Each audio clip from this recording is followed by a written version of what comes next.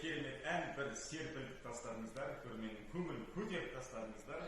Алғысымызды білдіреміз өздеріңізге. Қазір шағын үзіліс жасап алайық, одан кейін біз әңгімемізді ары қарай жалғастырамыз, құрметті көрермен, және